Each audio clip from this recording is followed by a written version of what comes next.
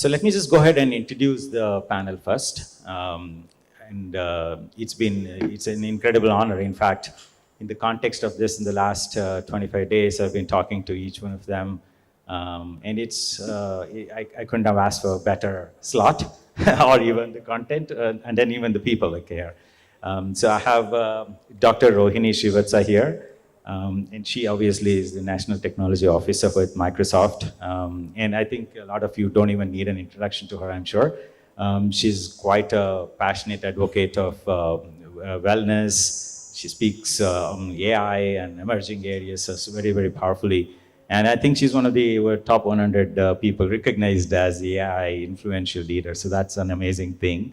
I'm sure you can correct me or even actually add new dimensions to something that we spoke about earlier. That's one. Then I have, obviously, I have Chetan Singh, Dr. Chetan Singh from Indian Institute of Science. We're working with Chetan on several areas of edge and neuromorphic. And I wanted to, get Chetan here and then have him specifically tell us how real it is. That it's okay to do a lot of academic activities, but is it really driving some of the change that we see now? That's one part. Then I have Nagananda and Nagananda Doraiswamy, and then again, I don't think people in CII need an introduction. You seem to know quite a few people here, Nagananda, but I think with so many of us depending on the emergence of startup ecosystem, and even through Accenture, we work with so many of them. And when I was with Microsoft too, I was very, very closely associated with the open innovation ecosystem. And you sort of are represent the backbone of that. And I want to check with you, how do you see that changing? What new ideas are emerging? And how are we encouraging new ideas in the first place? So that's that. Then I'll move on. We have Praful Chandra. Like I said earlier, Praful Chandra is the founder and CEO of Coin Earth.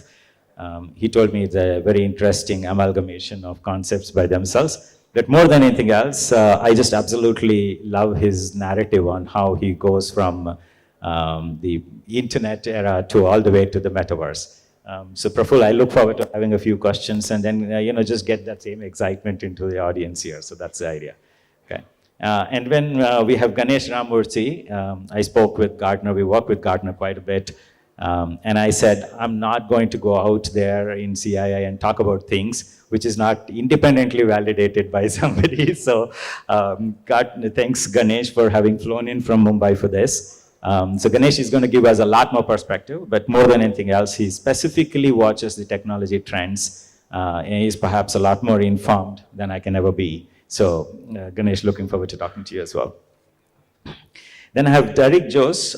Derek Jose, of course, works with Flutura. He is the founder member of Flutura. And Derek is going to talk to us about how industrial AI, I know there is a very dedicated segment in the afternoon today or tomorrow. But then I want to hear Derek's thoughts on how he's working even with government to make digital twin. And we heard in the morning that the government is also so approachable today and adaptive to the change that we're seeing. And then I thought the conversations with Derek will be very enlightening to see where they're embracing the new technologies in that speed, right? I have really a big panel to even be able to, okay. And in no particular order, we have Nitin Mittal here.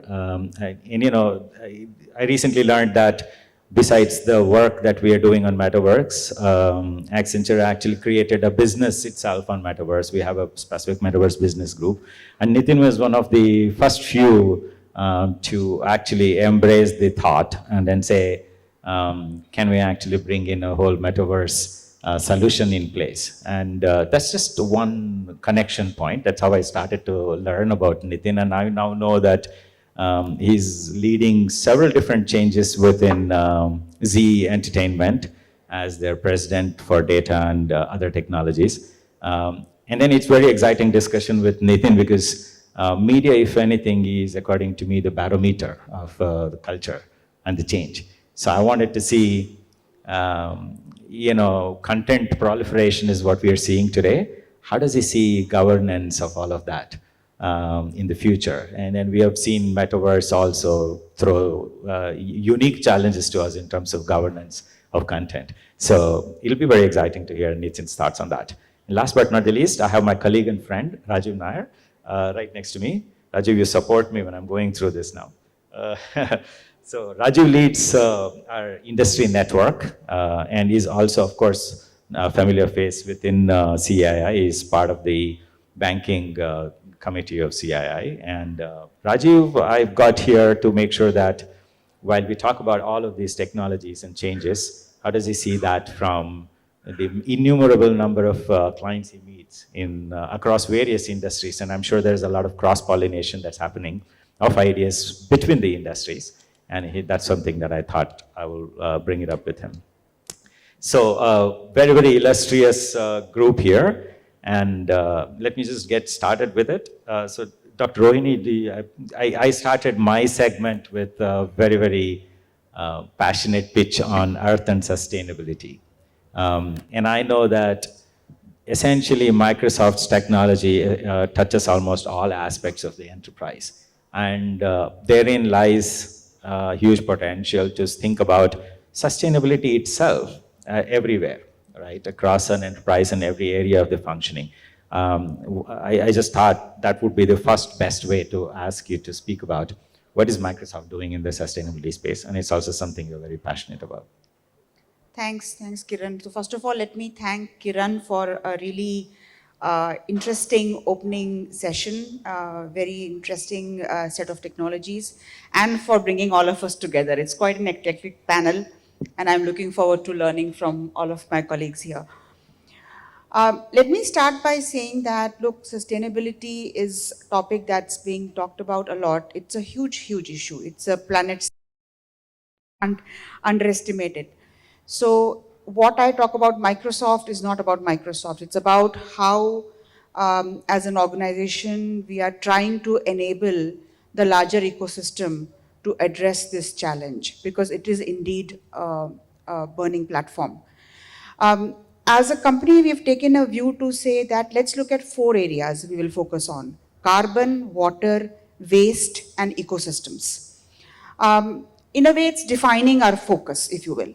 But the reality of it is we can't do this alone. Therefore, ability to work with our customers, partners, the suppliers, our products and services, taking our employees together is the way to do it, because we rely on our partner ecosystem, Accenture being one of them, of course everybody on this table in some form or another, to create new solutions, whether it may be IoT-based solutions for water management, whether it is efficient, wind farm deployment, etc. It's endless, right?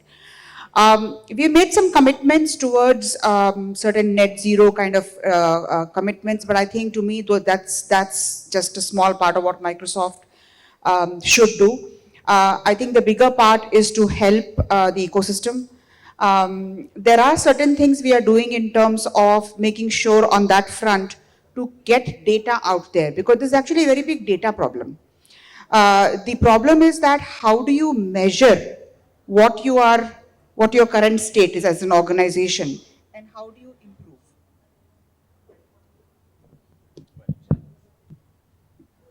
Thanks.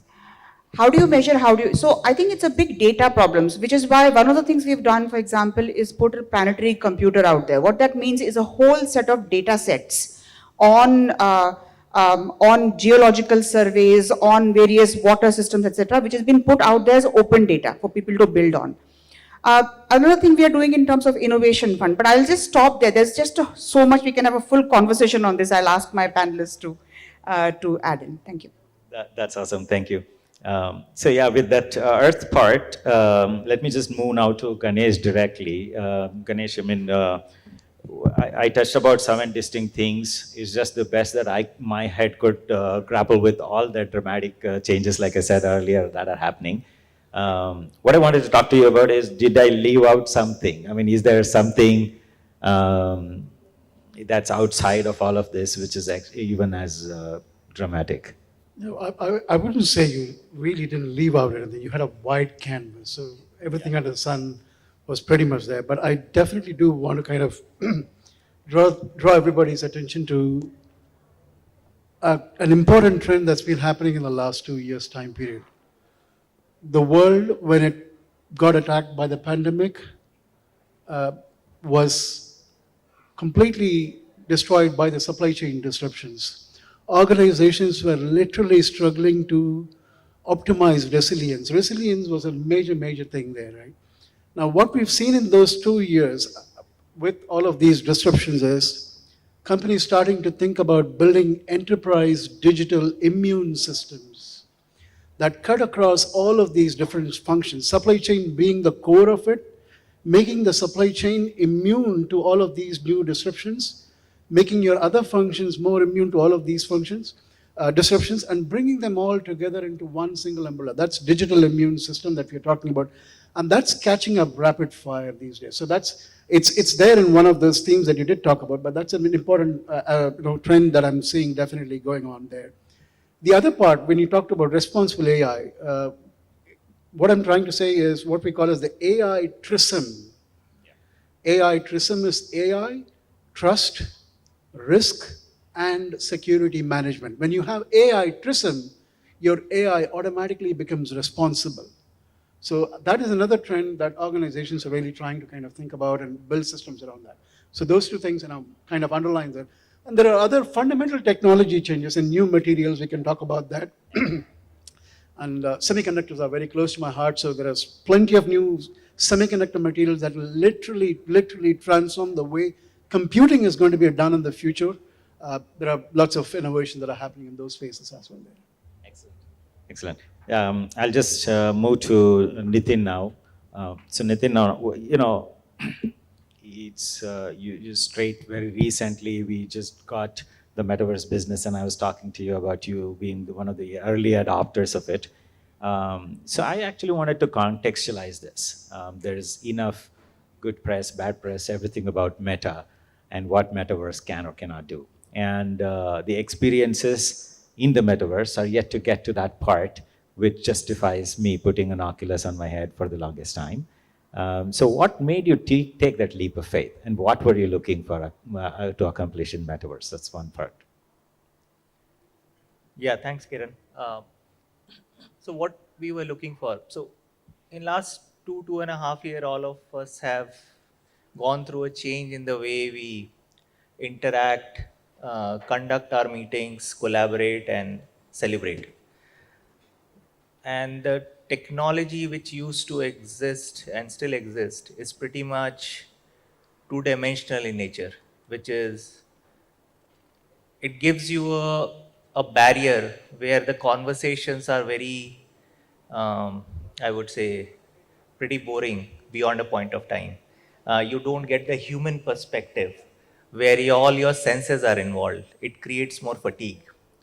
And Z today is going through a major cultural transformation. From the time we have made hybrid working as a policy and the mantra to collaborate together, our content ecosystem, our studios, our technology, data teams, and corporate teams are all over India, and we are spread across 190 countries. So it became, while we adopted what was available there, it was becoming evident that it's not sustainable. And as a new fresh talent comes on board, they are finding it difficult to embed themselves into the culture of the company. And as last 2.5 years, things evolved over virtual reality. This was a good opportunity to experiment. And the best people to adapt to change are the freshers, because they don't come with any biases, any prejudice, and they are born in the digital ecosystem. So we took this opportunity to pilot with them, where we onboarded 100 odd freshers from campus onto our platform through Metaverse Experience. I think post that we have extended it to almost 500 more lateral recruits who have come on board. And what is given to us is that we are able to do the inductions in far more engaging way, which helps us to tell a story of the organization in far more involved manner. It also helps us to now conduct celebrations together, which looks more real and human rather than cutting cakes on Teams call or a Zoom call. Yeah. And also importantly that our work piece, which is around collaboration specifically with creators in our ecosystem. And it's not only the employees. As a content company, we deal with thousands of them. Our idea is to extend it beyond our four walls of organization and then take it to the next stage. We are hoping that we are not tied on to the device technology which we have. So looking forward to more innovation in that space so that it becomes really pervasive in that way. True, true. Excellent, well said. So I'm going to move from there to the Indian Institute of Science campus now. So Dr. Chetan, I know in talking to you, you were saying that you have the engineering background, but then your fascination remains to be the brain.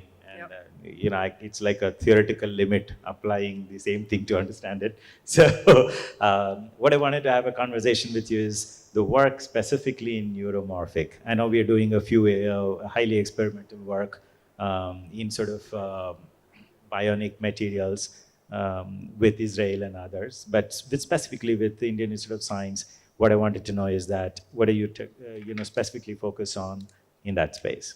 Right. So as you pointed out, by training, I'm an engineer, but this interest in the brain lead me to this area of neuromorphic computing. And in fact, with Accenture, we are working in the area of tiny ML neuromorphic. Those who are not aware what is neuromorphic, let me just explain briefly. So we are trying to understand the fundamental principles behind the brain and try to build the intelligence system using those principles. So for example, if you see the brain, it's one of the best computing system has been evolved over a billion years of evolution process, right? So if you see in terms of, as an engineer, you can think about is the best in terms of power, performance, and area matrix, right? It's a 3D skull. Inside 3D skull, you have this 100 billion neurons and 100 trillion synapses. This is a massive system we are talking about. And if you think about in terms of power, right? Nowadays, we are talking about AI and all sort of stuff, but that takes gigawatts of power just to run. If you talk about this state-of-the-art GPT-3 system right now, which is used in NLP, natural language processing, right? That takes almost like a megawatts of power, right? You have to literally burn the lake to for the training purpose, right? But on the other hand, if you see, the brain just takes 25 watts of power, right? 20 to 20 watts of power, right? Which is huge, highly optimal in terms of power, performance, and area matrix. So, and we are nowhere close to it. So don't afraid that AI is coming close to us. Right now, the problem is we don't understand the brain. Still, if you ask someone, you will say, if you talk to any neuroscientist, they will say, okay, we just understand 1% or 2% of the brain, right? It's a huge, huge complex system. So the idea here in our lab is try to understand at least microcircuits of those, maybe visual pathway or acoustic pathway, and try to build those kind of intelligence system, right? And those, some of the things we are doing partnership with Accenture in that space. One is in acoustic space where we have used this cochlea, which is there in our inner ear, right? So, which is like a pre-processing stage before your sound goes into the auditory cortex V1, right? And it's a very beautiful sensory system which is often ignored. So we have modeled that cochlea on silicon and try to use as a pre-processing stage and try to build tiny ML, you can say tiny ML or tiny machine learning systems for real use cases. In fact, some of our effort so here again, as I said, the power is the key thing. So that the device which we build, it takes around milliwatts of power, and we are trying to deploy in Northeast area so that it can work on the edge directly and build the sensor network with that.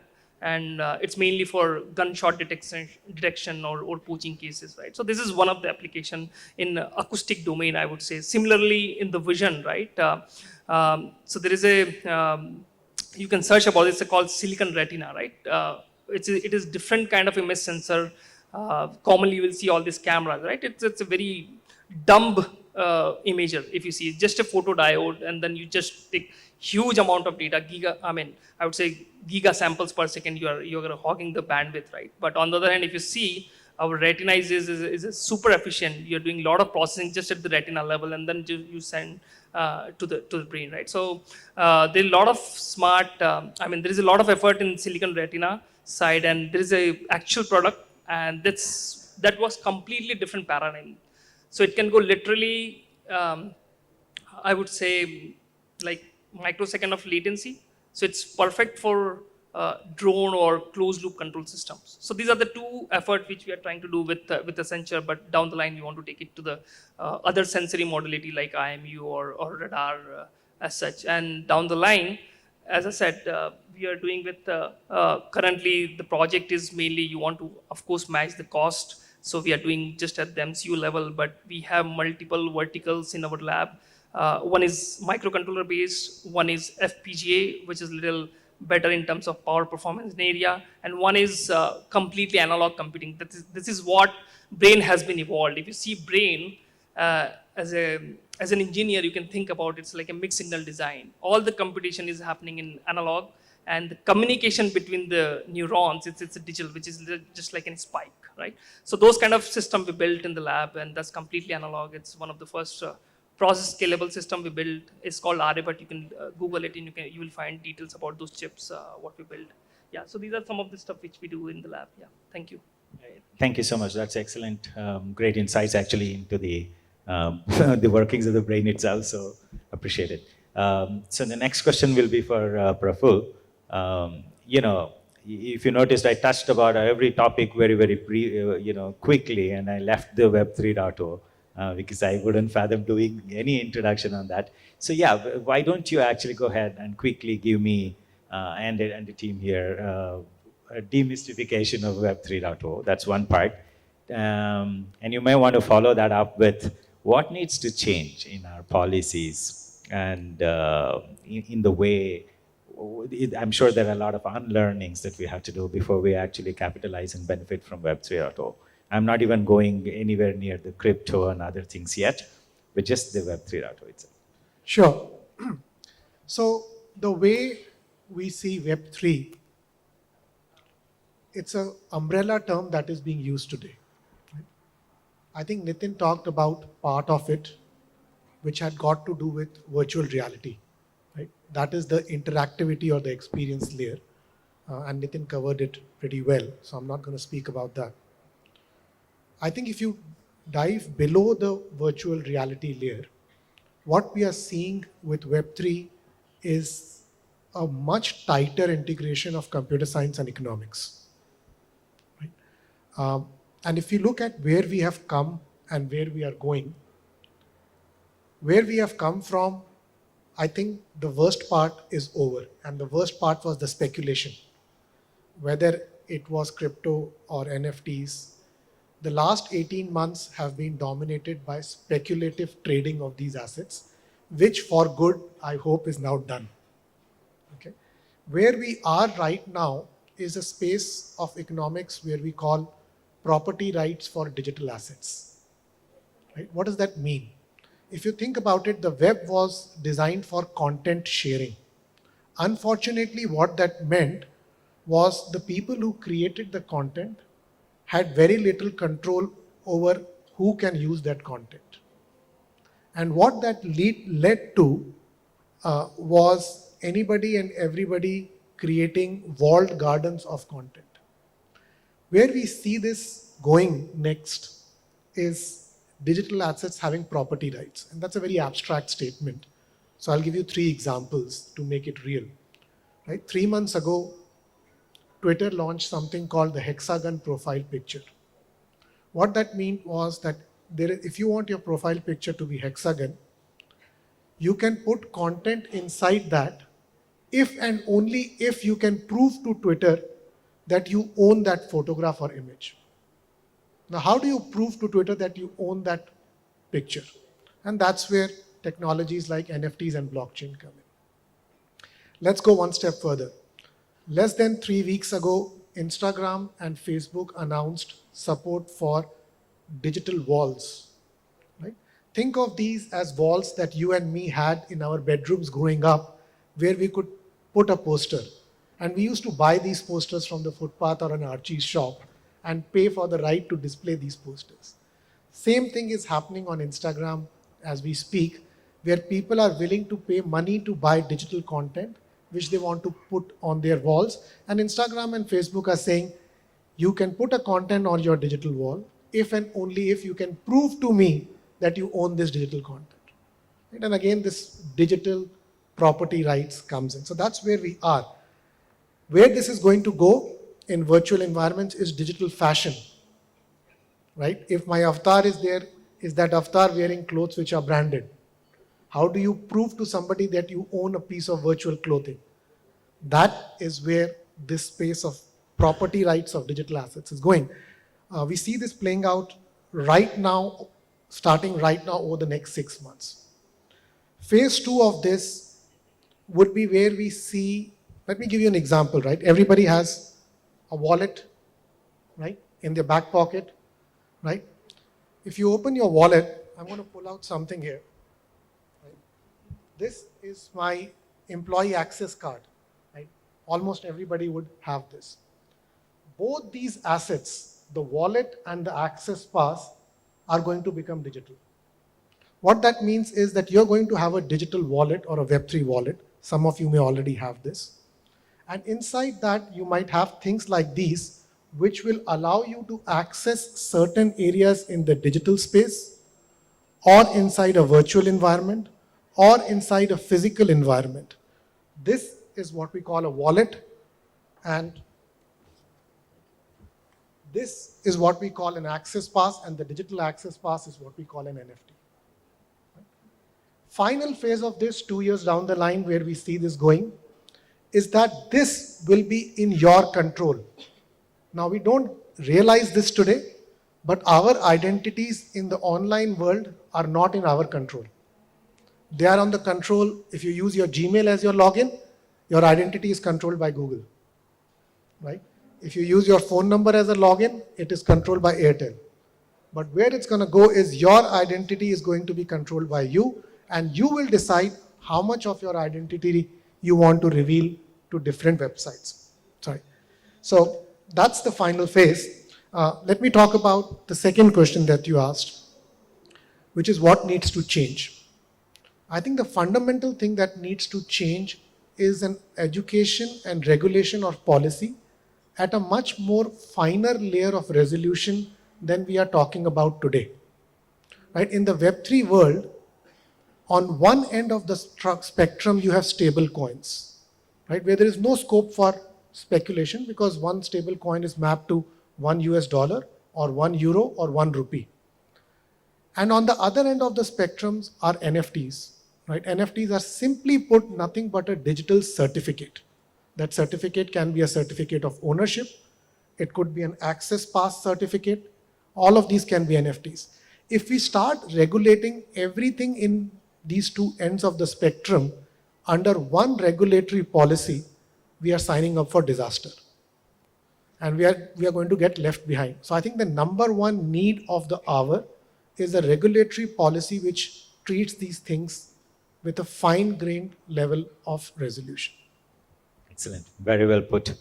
I think this is perhaps the most comprehensive understanding of 3.0 one can get very quickly. So appreciate it, as always. So from the mind of a startup, I want to get to the mind of a new breed of investors. So Naganan, in talking with you, you were telling me that while Idea Spring is what you call it, you can call your fund itself the startup. So, with so much dramatic things that are being brought up as potential ideas for you, it's been all our wish to get into the mind of an investor and see what do you look for in that, and how do you actually invest, nurture, and curate some of those ideas to become an actual business that thrives. Yeah, so I think most of the people in the room also will be tracking what's happening in the industry with respect to startups. The past decade has been, we have set a furious pace, I would say, in terms of what has happened in the startups. we have India has raised 150 or 175 billion dollars in capital. Last year we invested 35 billion. This year I think 25 billion in startups, and we say we have 60,000 or 80,000 plus startups. This is a huge number. But I think most importantly, we are post the B2C kind of startup that we had, which includes Flipkart, Swiggy, and the likes. What has also transformed is we are looking at more innovative startups, aka product startups now, right? If you look at the current trend of where we are in the market, there's a humongous amount of product-based startups that are coming up. And these are solving problems not only for India, but it's also solving problems for the world, right? So I think we have demonstrated the capability to sell our products across the world, not just in India. And then we have become quite good at SaaS-oriented startups. Yeah. I think we have still ways to go in terms of deep tech, deep science projects, startups, because one, the market in India is still not mature enough to absorb those kinds of startups. When you talk about semiconductors and so on and so forth, the market still is still in the nascent stage in India, even space startups, for example. Yeah. But we are starting to make progress, but in terms of regular, product innovation, I think we are up there, and they are extremely exciting times. And no doubt that we will be amongst the top 3 countries in the world. We are already in that space, but we will be top 3, amongst the top 3 in building products for the world. And I think, everybody will come to India. Whether it's investors, and companies, MNCs, whoever it is. I think these are quite exciting times. And one transformation that I see, at least in all the entrepreneurs I meet, is the confidence. The kind of confidence that is exhibited by entrepreneurs today, what at least I used to see in 2015 or 2016, is a huge difference. And that difference is not only in our ability with respect to technology, but our ability in marketing and sales. Because it's one thing to build products, but it's a different ballgame to sell products. But I think we have evolved quite a bit in all these various aspects. But in my own eyes, in my own lens, I think next decade will be a lot of innovation. And I think India, in addition to innovating in technology, there are also life sciences, which you touched upon in your deck. I think there's a huge push by the government in terms of BIRAC and other aspects where they're supporting large amount of science-based, life sciences-based projects and research. I think that will evolve as well. But in terms of true deep tech, I would say, we still will lag in terms of adopting those products in India. We'll probably, once we become a $10 trillion economy, I think that will start to change as well. So that's kind of where I see the industry moving, but very, very exciting times. Awesome.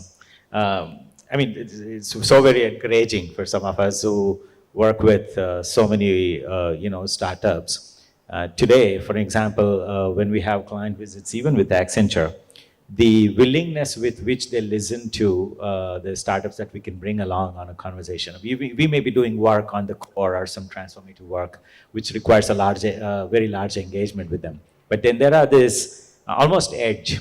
The entire edge is controlled by the brilliant minds of the new startups, and then we will not stay invested in something like that because it's very industry specific in most cases. And that's so brilliant to see a reiteration of the same thing there. Correct. So if you look at the evolution, 90s was all about services, right? Where Infosys and other startups that really set the path for what we could do going forward. And then it was B2C kind of companies that emerged in the 2010s. Now I think next decade will be B2B. Yeah. That's kind of where the trend is. Absolutely. Yeah.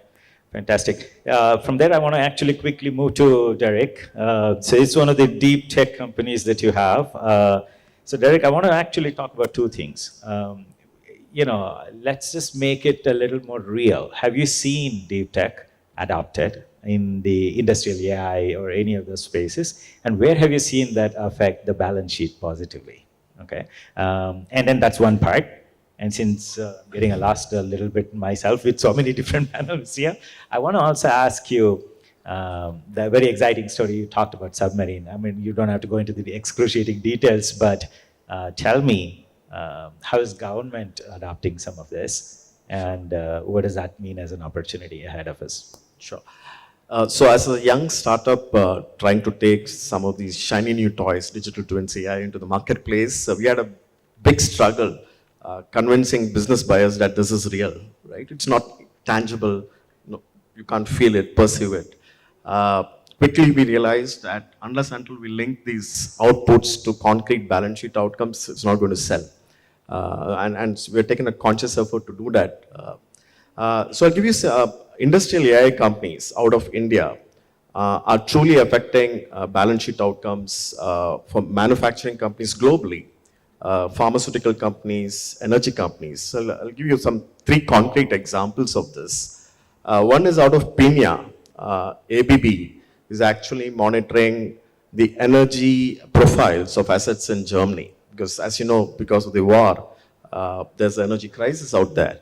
And there is an immediate need to make sure that some of the industrial assets are not guzzling power beyond the mean. And that whole profiling and recommendations for that is going to happen out of Pina to ABB. The second example is out of Devanagari. So if you look at Devanagari, Shell has set up a plant where they started globally monitoring and optimizing the health of motors. It starts with a simple asset like a motor, and gradually you'll have the complexity. So operations in Kazakhstan, Africa, Saudi Arabia, Abu Dhabi, all of that, any rotary equipment, diagnostics and prognostics will happen out of Devanagari.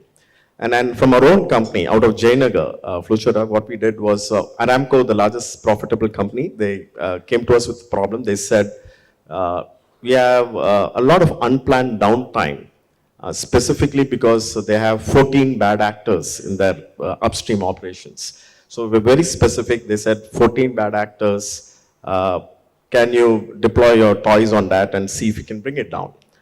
So folks out of Jayanagar, they were able to do that, and it is shared of $60 million of annual downtime reduction. I mean, no, production is not lost.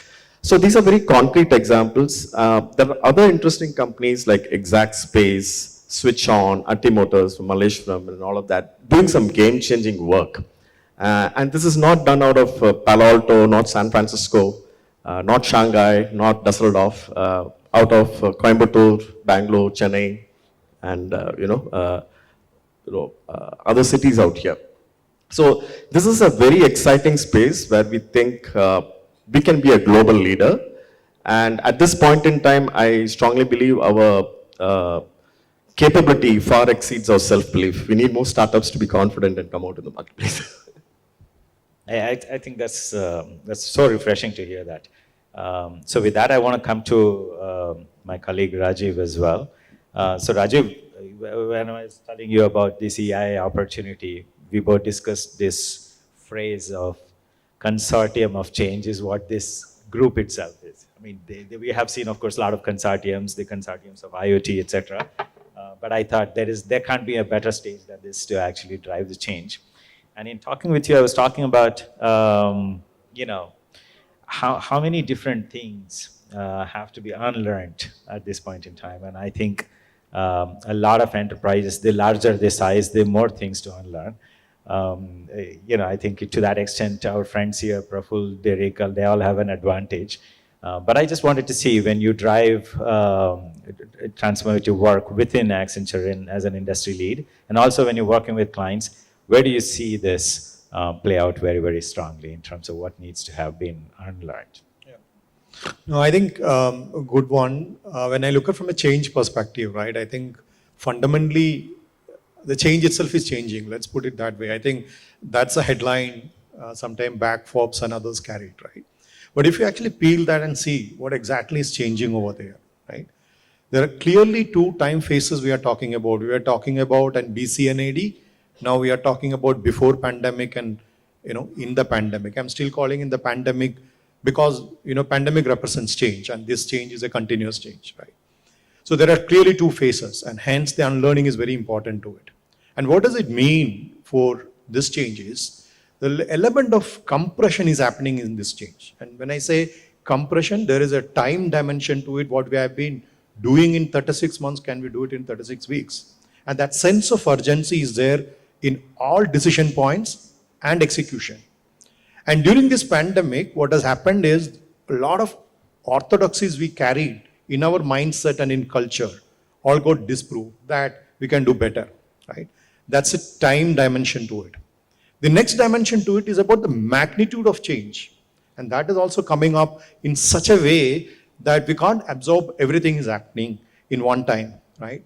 And the best example over there, the CEOs, typically when we interact with them, they are telling, look, I had a gas pedal and a brake to run the business. Today I've been elevated to a cockpit of an aircraft, right? So it's not two-dimensional. You get a lot of data coming up, more than what you can consume. And what Derek was talking about is that how do we enable machines to consume and give you insights and action rather than you personally try to do that, right? So when you look from that perspective, and I don't want to call legacy business, but the large traditional business has to unlearn a lot of things, right? And the most important part about is, what's my market relevance today? Am I catering the right clients, or who is my future client to it? And we all call it as a client and customers in a business parlance. I would like to elevate that conversation in the light of sustainability and many other things, that it's not about customers, it's about citizens. And there are a lot of services every industry can actually offer to the larger ambit of citizens than immediate consumers or customers, right? The next angle is about the technology, and the technology have been plastered to address many of the challenges. And we call it as a conventional pipeline. If you take any industry, be it retail, healthcare, financial services, whatever it is, we have a predefined value chain for it.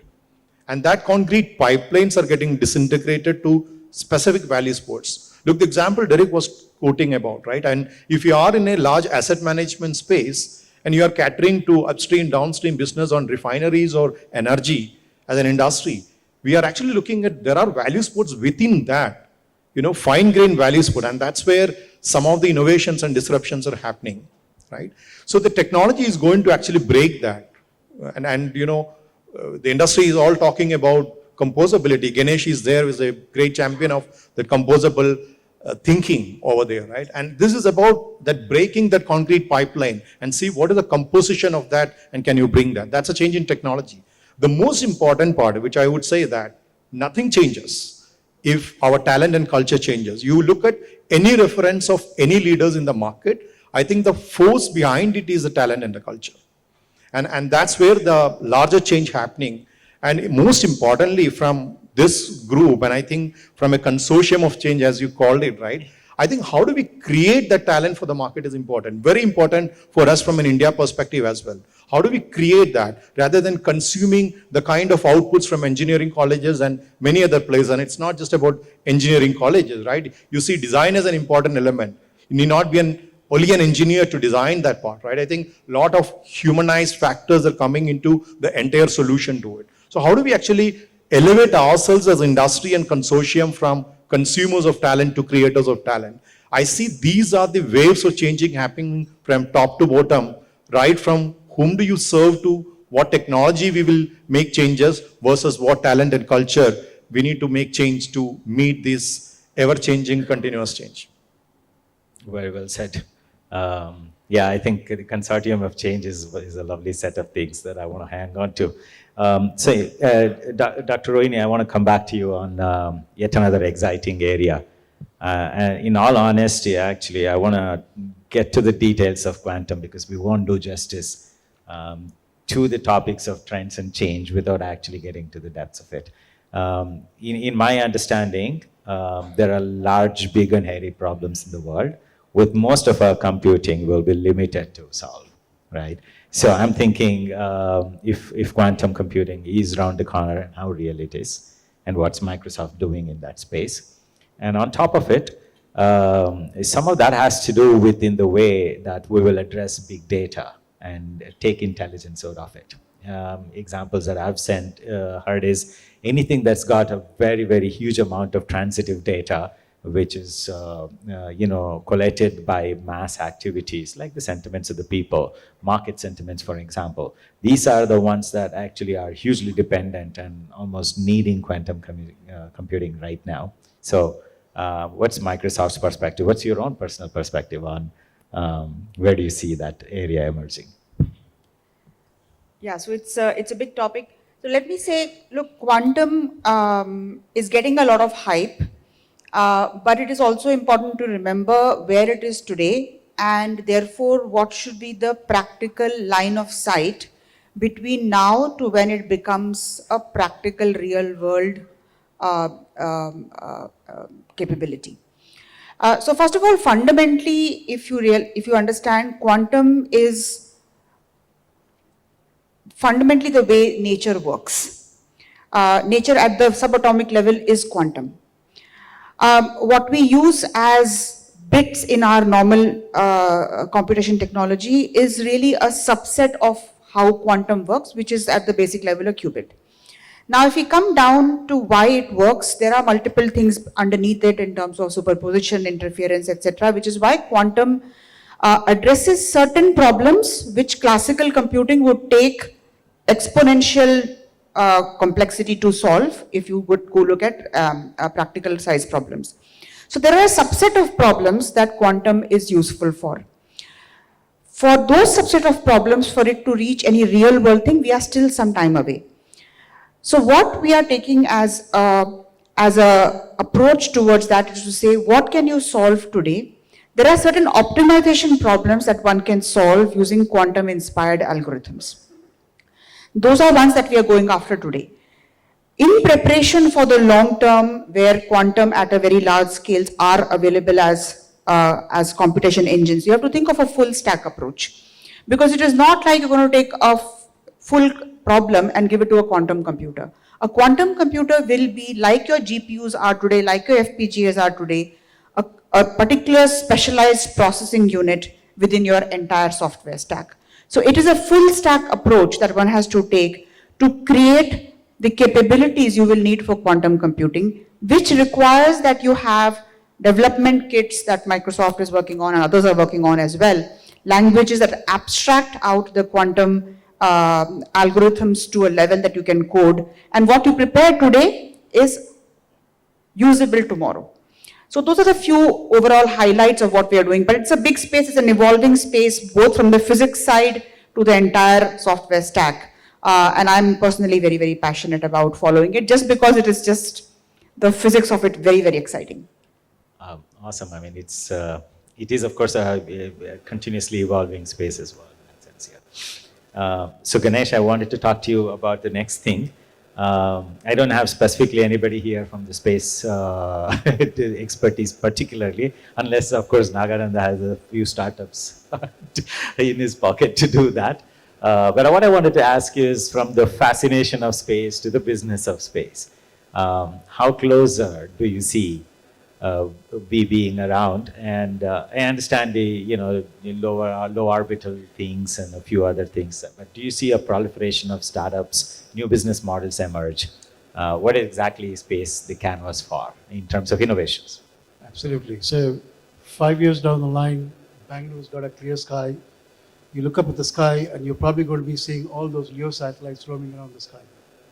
There's plenty of satellites. LEO satellites are proliferating the space these days. And the business model for these LEO satellites are essentially location-based services, right?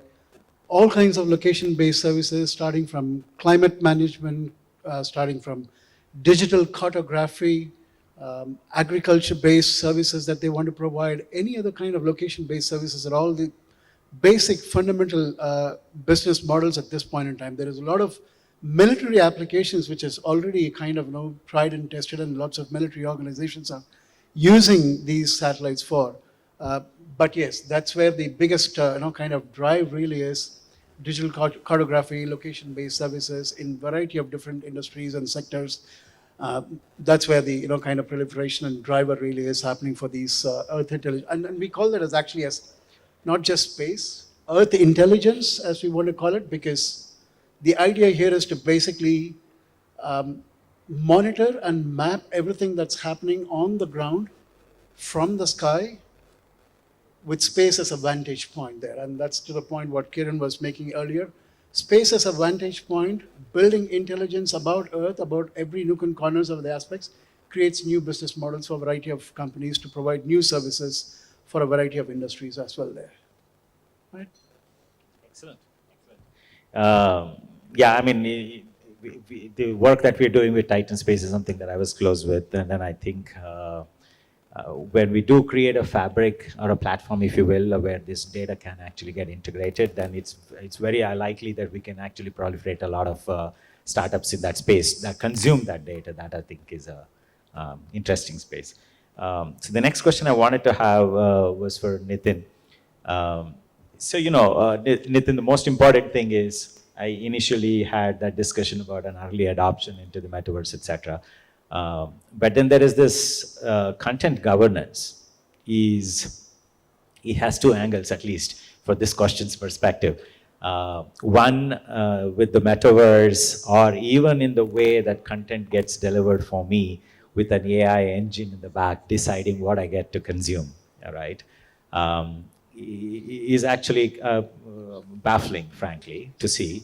So what I wanted to know is, in the new world of so much content that is out there and data that is at arm's length that I can access, how do you, in the media industry, see governing that? And, in terms of who gets to see what, how much of it is inadvertent yet very dangerous exposure to content.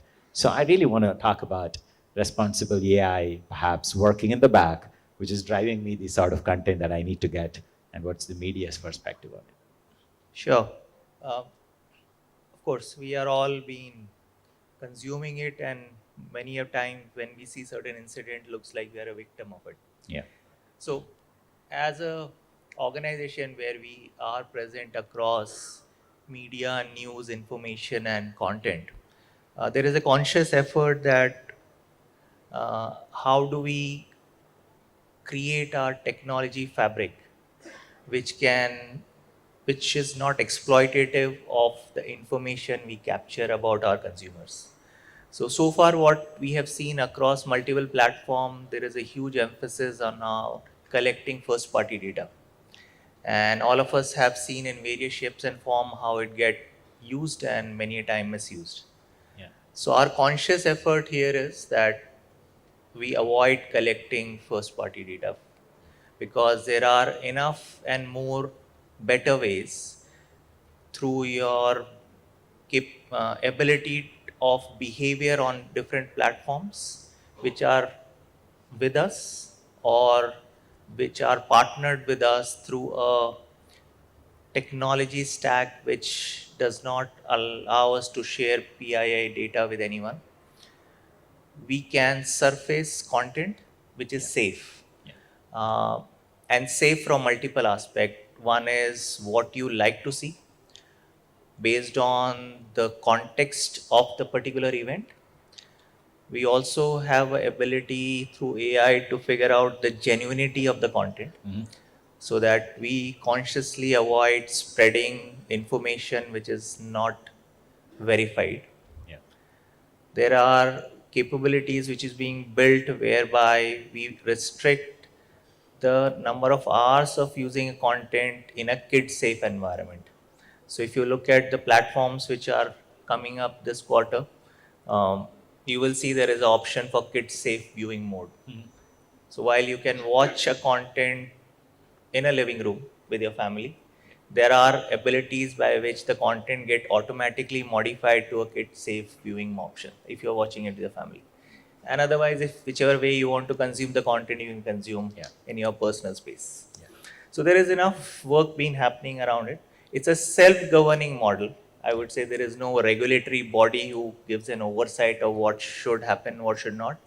And being a responsible organization which runs a significant media business, it's our effort that we are putting in to make sure that our content is distributed to the right audience. Secondly, we don't want to make it addictive. Yeah. That's a bigger challenge. If people get hooked onto a certain content, they keep watching it for hours. While it's easy to say that you have been watching for long, you stop it. Our effort is to make sure that we create a capability on our platforms by which beyond a certain period of time, if your kid is watching a content, there is enough ability for others to know that you may want the kid to get off the platform. Yeah. Yeah. So yeah, there are a lot of initiatives happening. I would say nascent days. It requires a great amount of collaboration from other colleagues in the industry.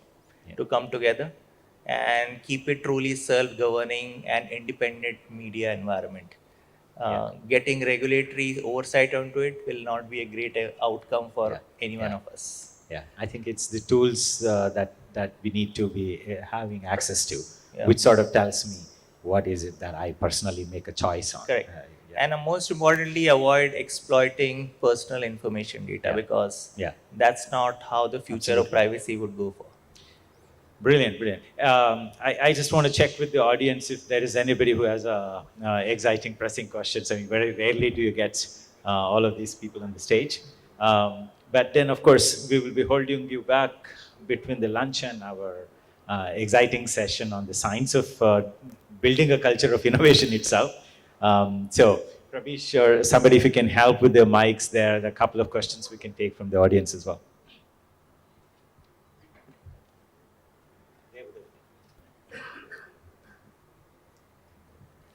Yeah, well, you're asking the question, if you can address it to who it is to, it'll be easier. Very good afternoon to the panel. It's anybody can answer. Just my question is, what will be the future of facial recognition technology, which now introduced in the airport as a substitute to boarding pass? Will it be implemented to all other sectors, and what are the challenges, any threat on those things? Anybody from the panel? Yeah, thank you. Yeah. Which one of you want to take? It's a guess. I think, Chetan, do you want to answer that in terms of facial recognition? We were talking earlier about event-based capabilities. I didn't quite understand the question. You're saying facial recognition. What is the future of that, or Future. So in terms Now, of it is introduced in some of the airport, including Bangalore, as a substitute to boarding pass. So will it be implemented to all other sectors going forward? So I think this is in quite future? mature Yeah, thank you. technology now. If you ask me, facial recognition is a very common. I mean, there are AI tools, and almost all the companies uses that. So I don't think it's a kind of it's still unknown in terms of solving that problem. But now the question is how optimally you can solve now. That's the next question. Probably now facial recognition might be required. You have an image sensor, and then you have processors, and probably the whole pipeline might add up a lot of latency, right? And probably you'll not be able to get in a short span of time. So can you do that really quickly, like we do as a human, right?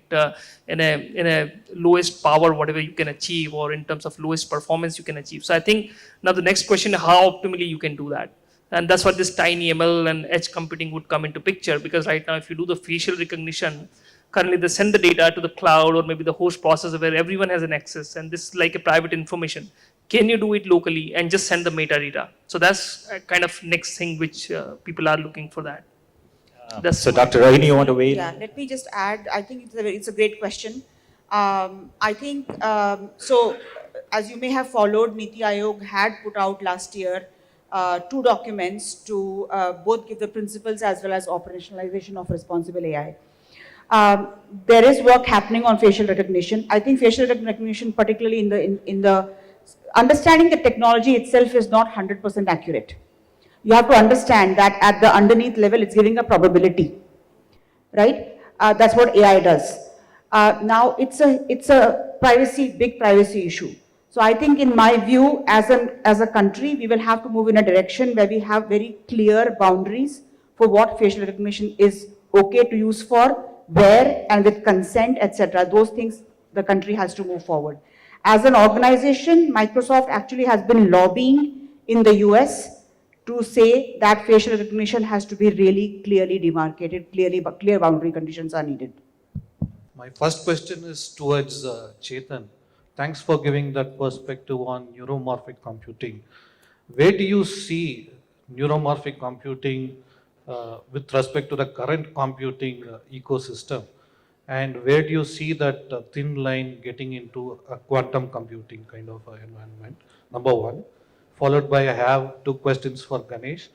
Thanks for giving that semiconductor perspective of satellites. And the quantum computing is catching up, and we know a few cloud providers have already come out with managed services of it.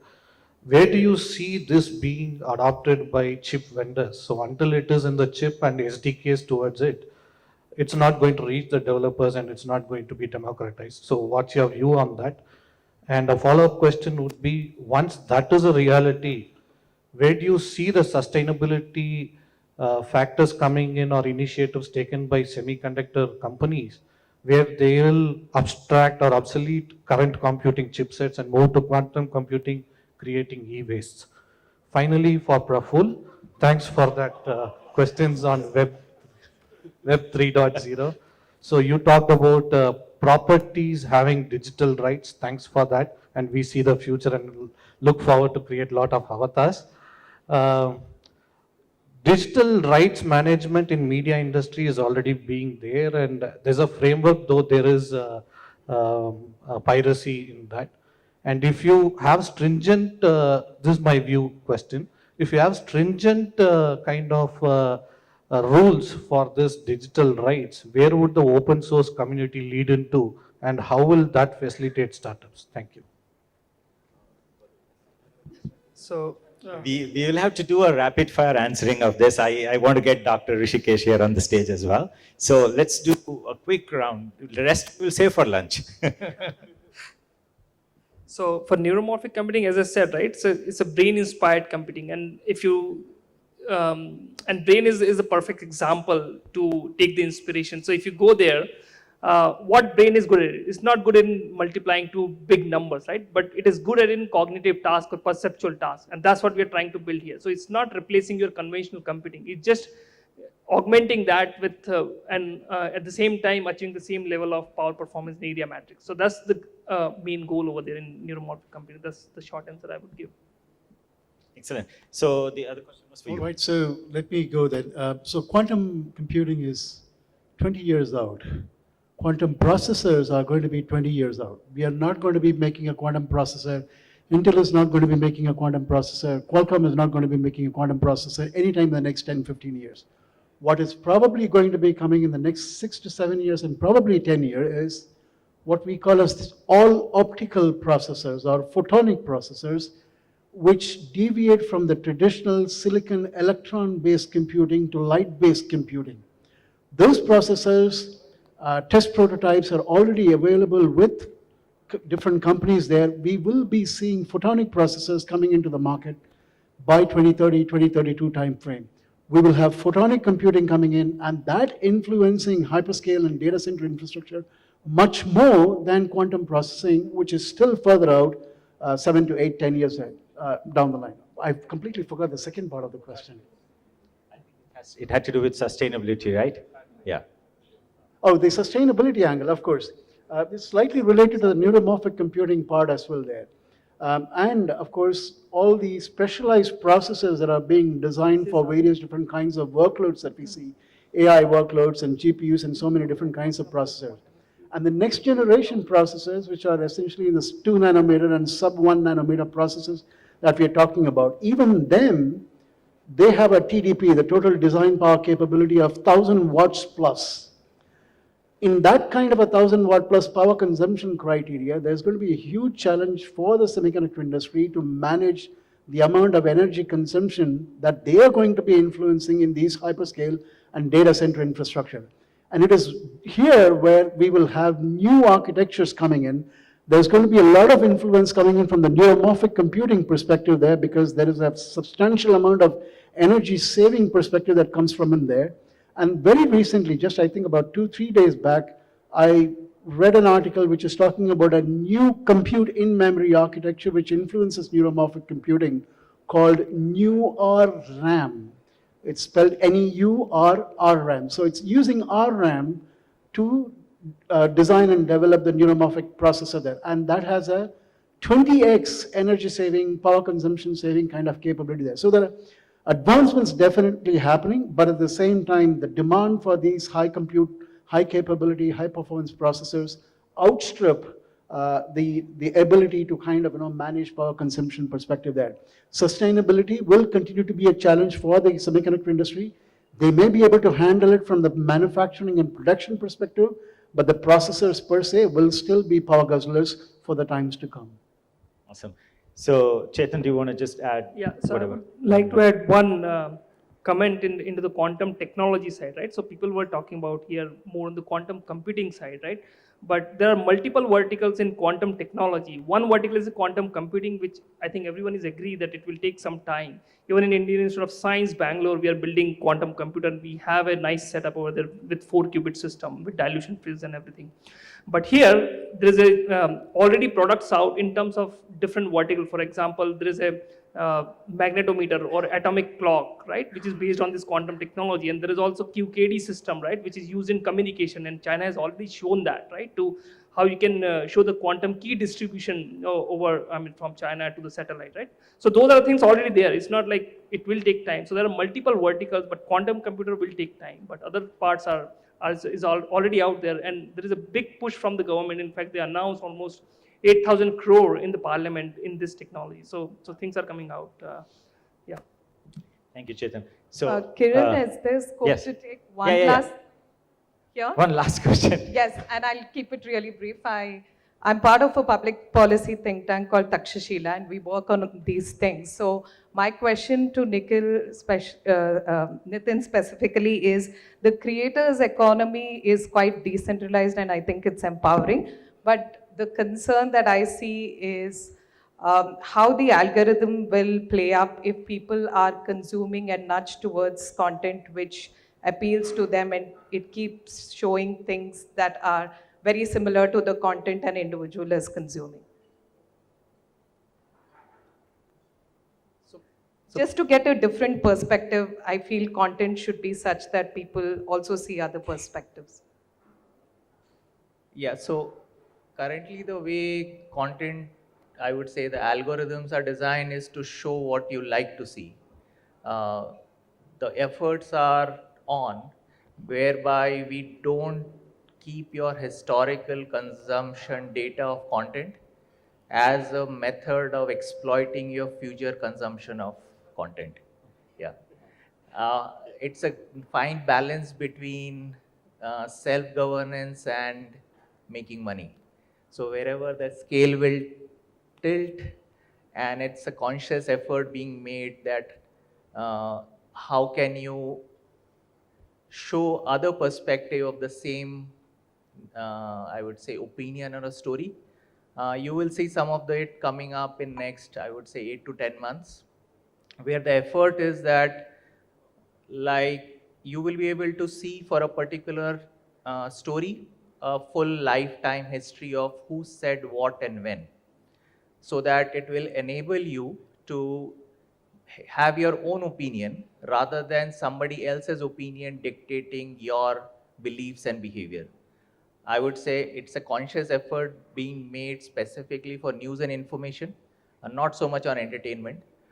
It's more for fun and entertainment, but media for a news, you will see that change coming on, I would say, in another 8 to 9 months. And of course, consumers have to decide whether they like that perspective or not. And their consumption will define whether the rest of the industry adopt that method or not. Sorry, I'll just add one last. I think you have a very important question, because at the end of the day, we live in information bubbles otherwise.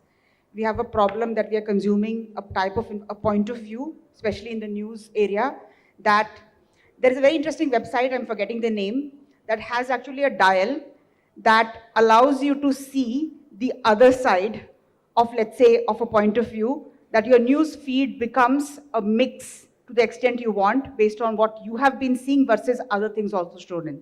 So people are trying experiments there. Just want to add one line there. So the answer to your question probably lies in the proliferation of generative AI. You may want to kind of go and explore what generative AI is, but generative AI is going to be solving, or at least being used to solve, a lot of the problems or issues that you just talked about. Yeah. Awesome.